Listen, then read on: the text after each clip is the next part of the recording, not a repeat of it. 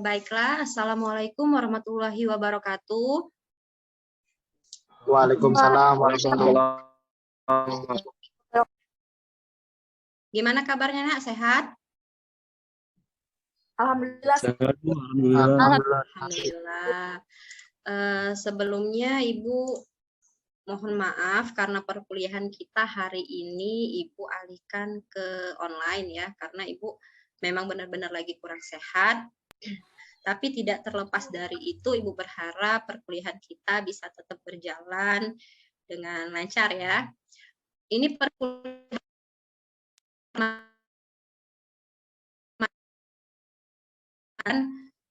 dan sharingnya juga ya. Tapi sebelum Ibu memulai, ini ada namanya RPS, Rencana Pembelajaran Semester untuk mata kuliah kita, yaitu Hukum Perlindungan Konsumen ya. Jadi di sini ada beberapa materi yang akan Ibu sampaikan.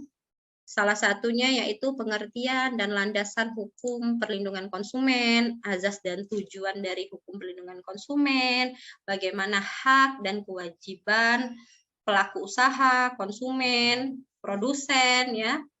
Lalu bagaimana Bu mencantumkan klausula bakunya.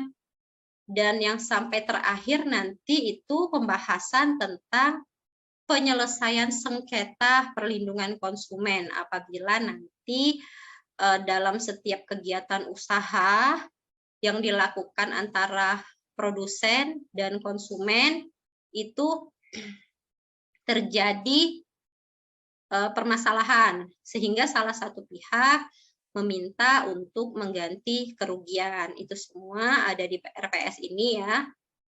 Jadi panduan kita selama perkuliahan ada di RPS ini. Dan juga akan Ibu share apabila memungkinkan ya. Oke, untuk perkuliahan pertama kita akan membahas tentang apa itu pengertian perlindungan konsumen. Lalu diatur dalam undang-undang apa Ibu? Apakah undang-undangnya tersendiri, ataukah dia tergabung ke dalam kitab undang-undang hukum dagang, atau kitab undang-undang hukum perdata masih dipakai? Ya, ini akan kita bahas di situ. Sebentar, Ibu ganti dulu slide-nya. Oke, nih. Sebelum Ibu membahas tentang perlindungan konsumen, ada yang bisa bantu Ibu nggak untuk mengingat apa itu hukum? Coba. Ada yang bisa bantu? Nah, biasanya kalau Ibu nanya, mulai linglung. Mulai ngelek otaknya kalau Ibu nanya nih. Ada yang bisa bantu jawab apa itu hukum? Coba Ibu random ya. Fajar nih, Fajar. Fajar, coba Ibu pengen dengar apa itu pengertian hukum. Fajar. Apa, Bu? Apa pengertian dari hukum? Pengertian hukum. Apa Fajar? Nah. Aisyah, Bu, boleh enggak? Nah, Aisyah boleh. Fajarnya ini kelamuan mikir ini. Aisyah, boleh. Hujan, Bu, di sini. Hukum itu aturan, Bu. Aturan, apalagi? Itulah, Bu, tahunya. Nah. Aturan, oke. Ada yang bisa membantunya menjadi sebuah kalimat? Saya, Bu. Caca, Bu. Peraturan yang bersifat mengikat. Peraturan yang bersifat mengikat. Oke, Bella. Tadi siapa? Caca ya? Iya, Bu. Apa itu hukum? Hukum adalah aturan yang bersifat mengikat dan memaksa yang wajib ditaati. Jika tidak ditaati, itu akan mendapatkan sanksi yang sesuai. Oke, benar yang dikatakan Caca, Bella, dan Aisyah, itu benar. Jadi hukum itu adalah aturan. Ya, aturannya mau tertulis atau tidak tertulis, itu kalau dilanggar akan ada sanksi. Ada sebab, ada akibat. Itu hukum ya. Lalu kalau kita masuk ke perlindungan konsumen, Ada yang bisa bantu Ibu lagi nggak? Di bayangan kalian, kalau kita berbicara tentang perlindungan konsumen, apa itu? Sebelum Ibu Aisyah, masuk. Bu. Aisyah lagi, boleh. Apa Aisyah? Melindungi pembeli, Bu. Hanya melindungi pembeli. Iya. Oke, ada lagi? Kata Aisyah, perlindungan konsumen itu berarti melindungi pembeli. Oke, siapa lagi? Helen ini. Helen kayaknya nggak bersuara ini, Helen. Ya, Ibu. Kalau perlindungan konsumen kita berbicara tentang apa, Helen? Perlindungan konsumen itu segala upaya yang menjamin adanya kepastian hukum untuk memberikan perlindungan kepada konsumen, Bu. Oke, benar ya. Jadi kalau perlindungan konsumen itu berarti kita berbicara tentang Undang-Undang Nomor 8 Tahun 1999. Itu tentang perlindungan konsumen. Diatur dalam pasal berapa? Dalam pasal 1. Ayat 1. Jadi hari ini kita hanya akan mengupas pasal 1 sampai ayat ke-9. Ya. Jadi pasal 1 itu apa isinya? Isinya ini. Segala upaya untuk menjamin adanya kepastian hukum bagi konsumen. Benar yang dikatakan Helena tadi.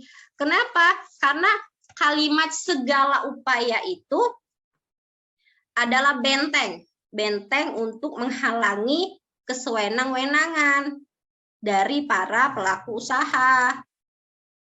Ya, jadi kalimat segala upaya yang menjamin adanya kepastian hukum itu adalah benteng untuk menghalangi pihak pelaku usaha melakukan kesewenang-wenangan. Apa contohnya, Ibu? Contohnya begini, kalian beli ke warung nih, contoh kecil ya. Kalian ke warung, beli gendum 1 kilo, tapi pelaku usaha menimbangnya tidak sampai 1 kilo. Jadi misalnya 1000 gram cuma 800 gram. Nah, di situ makanya tujuan dan fungsi adanya pasal ini.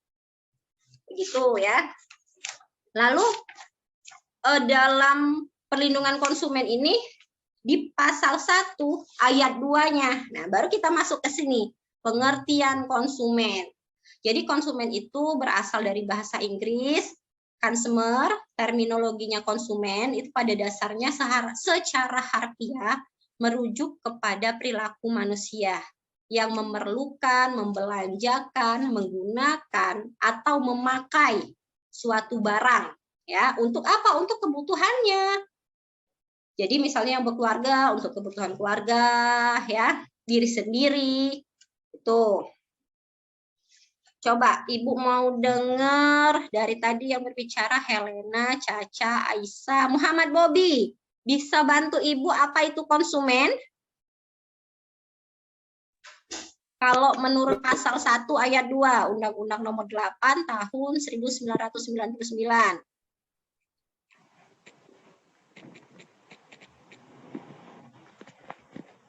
Coba. Bisa? Apa itu Bobi konsumen? Ya Bu, bentar Bu. Mau. Bentar apa? Bentar mencari pengertiannya. Oke.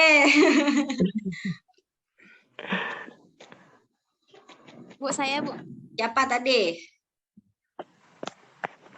Rizka, Bu, Rizka. Oke. Bobi sambil mencari. Sekarang Rizka. Apa itu konsumen Rizka? Ibu sudah sebut tadi clue-nya. Pasal 1 ayat 2 Undang-Undang Nomor 8 Tahun 1999. Tentang konsumen. Apa itu konsumen? Konsumen adalah Ya. setiap orang yang memakai barang atau jasa yang telah disediakan. Oke. Benar kata Rizka tadi, konsumen itu adalah setiap orang dia sebagai pemakai baik itu barang atau jasa yang tersedia dalam masyarakat ya. Baik seperti yang kata Ibu katakan tadi, seperti untuk kepentingan diri sendiri, keluarga, orang lain, atau makhluk hidup lainnya. Itu konsumen ya. Nah, di dalam konsumen ini dikenal dengan 2 jenis, Nak. Jadi ada konsumen antara dan ada konsumen akhir. Ya. Jadi dalam konsumen itu ada konsumen antara dan ada konsumen akhir. Ayo, siapa lagi yang bisa bantu Ibu untuk menjelaskan apa itu konsumen akhir dan apa itu konsumen antara? Ibu Helena. Helena, boleh. Helena, apa itu konsumen Aisyah, antara? Bu. Konsumen antara adalah setiap orang yang mendapatkan barang atau jasa untuk digunakan dengan tujuan membuat barang atau jasa lain untuk diperdagangkan dengan tujuan komersial. Oke. Konsumen akhirnya tadi siapa? Aisyah, Bu. Aisyah lagi. Oke, apa Aisyah? Konsumen akhir adalah setiap orang alami yang mendapat dan menggunakan barang dan atau jasa untuk tujuan memenuhi kebutuhan hidupnya pribadi, keluarga, dan atau rumah tangga dan tidak untuk diperdagangkan kembali atau non-komersial. Oke, alhamdulillah. Berarti kelas Ibu ini lumayan aktif ini. Jadi Ibu persingkat ya. Jadi konsumen akhir itu adalah pengguna atau pemanfaat akhir dari suatu barang. Itu ya. Jadi konsumen akhir itu pengguna atau pemanfaat atau pemakai terakhir dari suatu barang. Itu konsumen akhir ya. Kalau konsumen antara apa? Jadi konsumen yang menggunakan suatu produk sebagai bagian dari proses produksi suatu produk lainnya. Jadi produk itu belum selesai, tapi sudah bisa digunakan. Itu konsumen antara. Sampai sini ada yang mau tanya atau tidak sebelum kita masuk ke pembahasan selanjutnya? Ada yang mau tanya? Ibu, Iya, siapa? Rizka, Bu. Oke, boleh Rizka? Ibu, kalau contoh konsumen antara itu yang kayak mana ya, Bu? Oke, gini. Jadi kan konsumen antara itu konsumen yang menggunakan suatu produk sebagai bagian dari proses produksi suatu produk lainnya. Jadi contohnya gini, Nak. Jadi konsumen itu kan adalah setiap orang pemakai barang atau jasa yang tersedia di dalam masyarakat. Nah, jadi kalau konsumen antara itu gini, kita misalnya memproduksi pakaian nih, ya. Jadi pakaian itu kan sudah bisa kita pakai, sudah bisa kita jual, tapi proses produksinya tetap berjalan. Dia tidak terhenti, maksud Ibu. Jadi kebutuhannya itu tetap bisa dikonsumsi orang dan terus diproduksi. Itu konsumen antara, Nak. Atau lagi misalnya makanan nih. Makanan kayak mie instan kan banyak nih penyukanya biasanya. Nah, kalau mie instan itu kita menggunakannya dan proses produksinya tetap terjadi, tidak terhenti dia. Nah, itu konsumen antara yang proses produksinya tidak berhenti untuk sama sekali pakai gitu. Siapa tadi yang nanya? Rizka ya? Rizka? Rizka? Iya, Bu. Oke. Sebelum Ibu masuk ke materi selanjutnya, sekarang Ibu mau tanya siapa yang paham dan mengerti apa itu subjek hukum? Ada yang bisa bantu Ibu subjek hukum? Tadi di awal Badan hukum. di awal Ibu sudah nanya apa itu hukum untuk merefreshing otak kalian lagi nih. Sekarang Ibu mau tanya apa itu subjek hukum? Oke, tadi ada yang jawab. Anissa, Bu. Oke, Anissa apa Kanisa? Subjek hukum itu adalah pendukung hak atau kewajiban dalam lalu lintas hukum. Oke, pendukung hak dan kewajiban, benar yang dikatakan sama Kanisa. Lalu terdiri dari apa saja? Orang dan badan hukum, benar. Nah, sekarang Ibu mau tanya, hak dulu atau kewajiban dulu?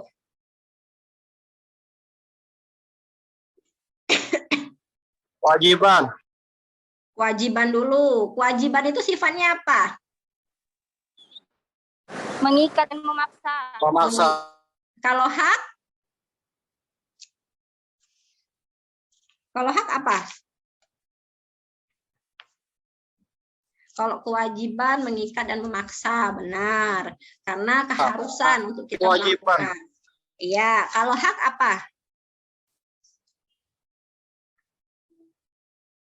Ayo, kalau hak apa?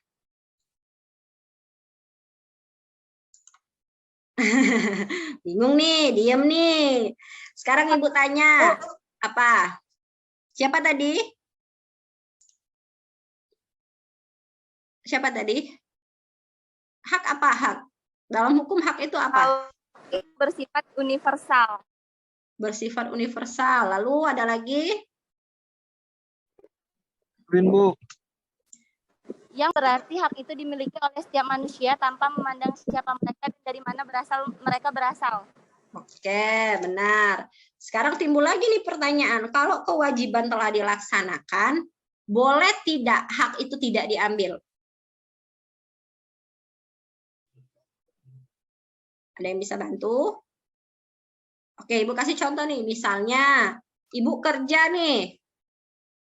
Sekarang kalau kewajiban Ibu kan kerja, ngasih sekalian pendidikan, materi, pengajaran. Waktu tanggal 1 Ibu gajian, itu hak Ibu kan? Benar? Benar. Ya, Karena itu rewardnya, karena Bener, Bu. Oke, reward Ibu sudah ngajarin kalian nih. Sekarang Ibu tanya, hak itu boleh nggak kalau nggak diambil? Jadi sifatnya apa? Yo, Ibu nanya nih. Hak itu kalau nggak Ibu ambil tuh gaji Ibu, boleh nggak? Boleh, Bu. Iya, Boleh. boleh. Jadi kalau kita sholat itu nak ya, hak itu sunnah. Jadi tergantung kita mau ngambil atau tidak. Yang penting kewajiban sudah dilaksanakan. Itu hak ya.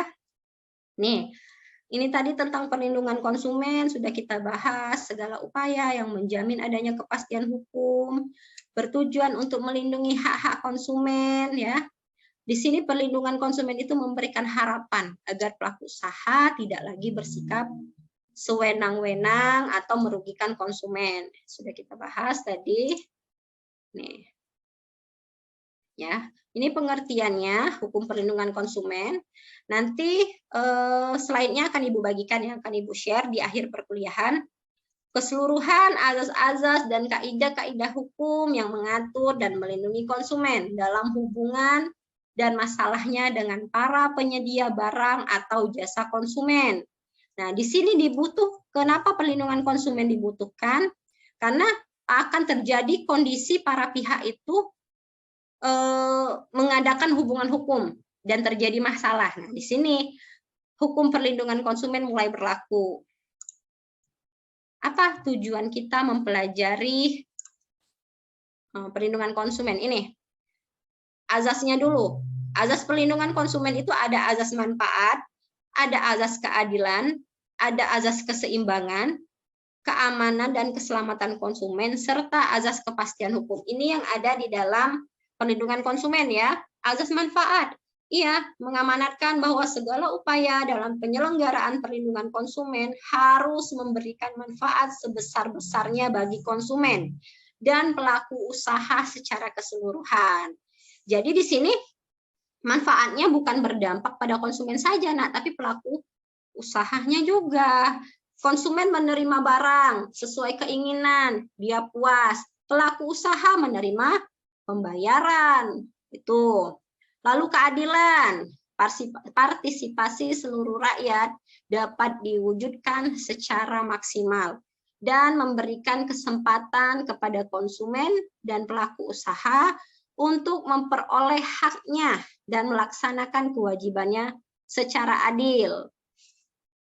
Azas keseimbangan, lalu keamanan. Nah, di sini perlu diperhatikan bagi konsumen, azas keamanan dan keselamatan konsumen itu perlu. Jadi di sini konsumen berhak mendapatkan informasi yang jelas terhadap suatu barang. Konsumen berhak menuntut ganti rugi kalau barang yang sampai kepada konsumen itu tidak sesuai. Ya, jadi kan kalau kita di Indonesia ini ada slogan konsumen itu harus pintar. Selamat Hari Konsumen, ya kan?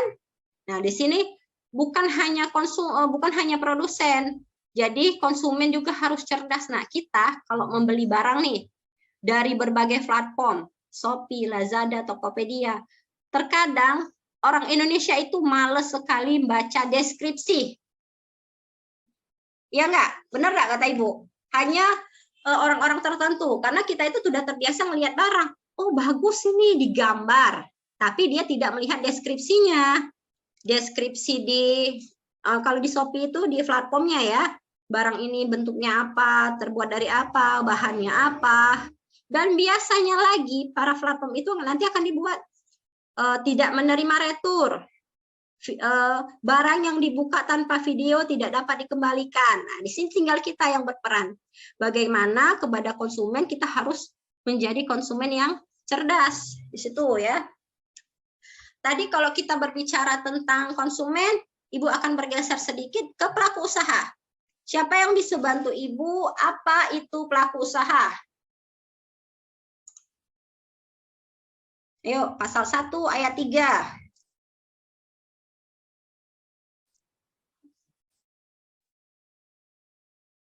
Apa? Pelaku usaha adalah? Saya Bu, Raja Bu. Oke, Rajab. Rajab ya atau Pelaku Raja? usaha adalah apa Bu? Rajab atau Raja? Raja. Oh, Raja. Oke, Raja. Pelaku usaha adalah?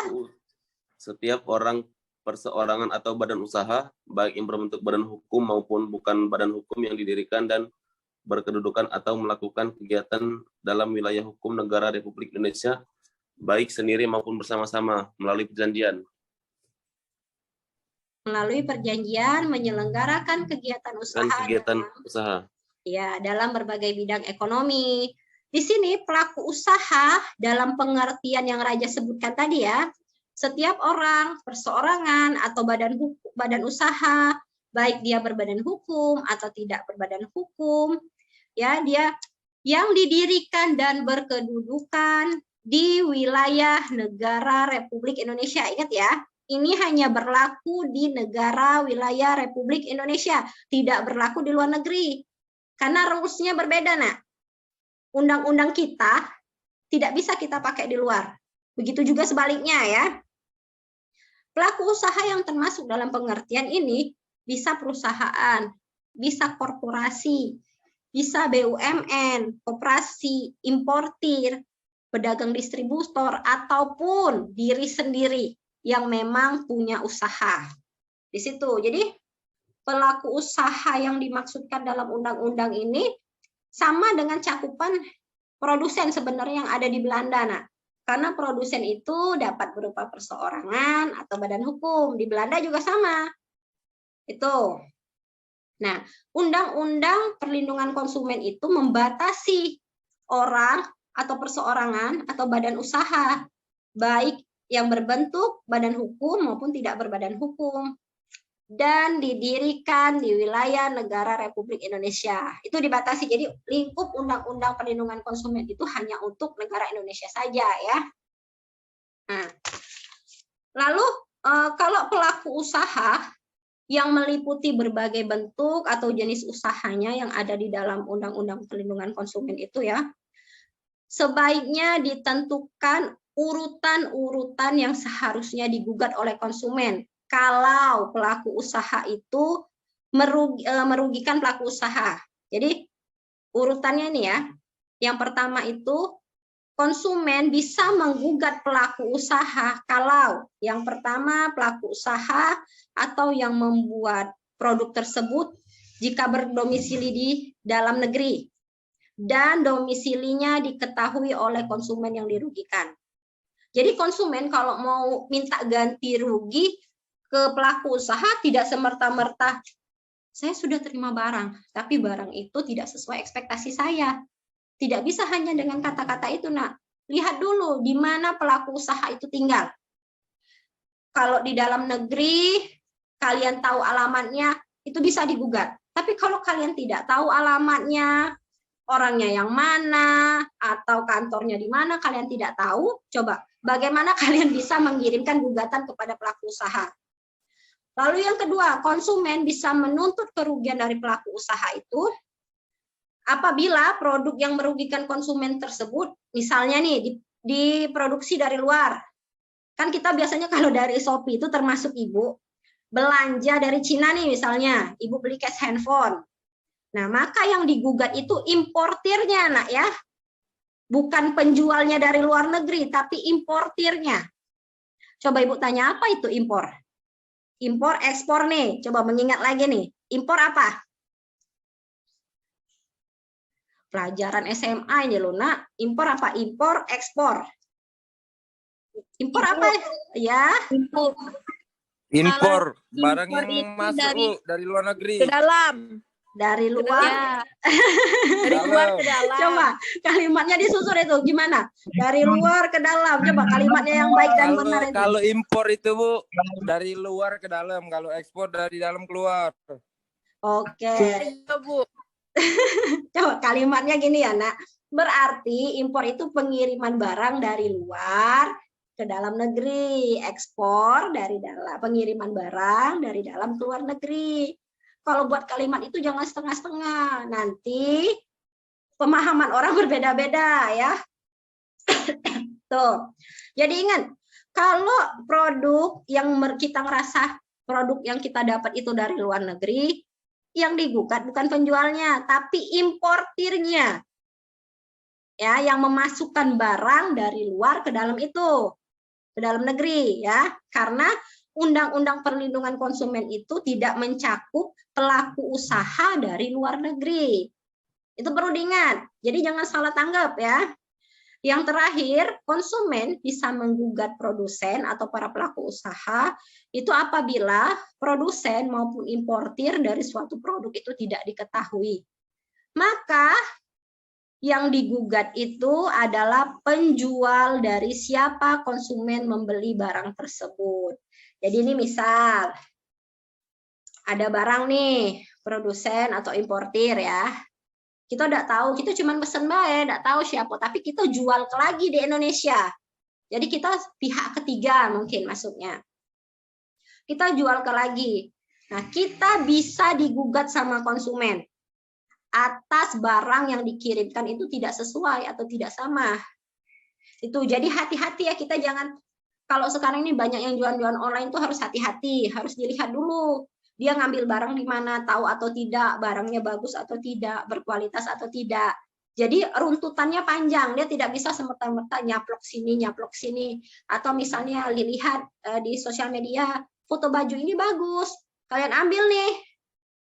Ya, kalian pasang di foto profil kalian, di beranda kalian jualan. Tapi ketika orang pesan berbeda. Mungkin bentuknya sama, tapi tidak sesuai ekspektasi. Kalian bisa dituntut itu. Ya. Jadi urutan-urutan itu tentu saja hanya berlaku jika suatu produk mengalami cacat pada saat produksi. Karena kemungkinan barang yang mengalami cacat tersebut sudah berada di luar kontrol atau di luar kesalahan pelaku usaha. Sampai sini ada yang mau nanya lagi? Ada yang mau nanya lagi, dah? Kalau mau belum ada, kita lanjut lagi nih ya. Nih, ini tujuan dari perlindungan konsumen. Coba Ibu minta Yandi. Mana Yandi Arum Samudra? Hadir? Yandi? Halo Yandi? Oke. Yandi, coba tolong Ibu baca tujuan perlindungan konsumen.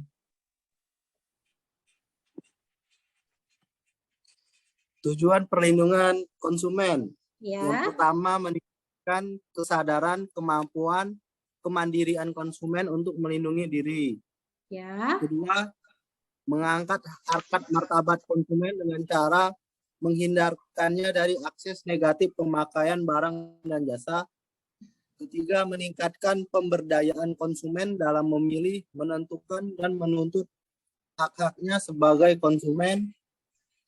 Keempat, menciptakan sistem perlindungan konsumen yang mengandung unsur kepastian hukum dan keterbukaan informasi serta akses untuk mendapatkan informasi. Oke. 5, menumbuhkan kesadaran pelaku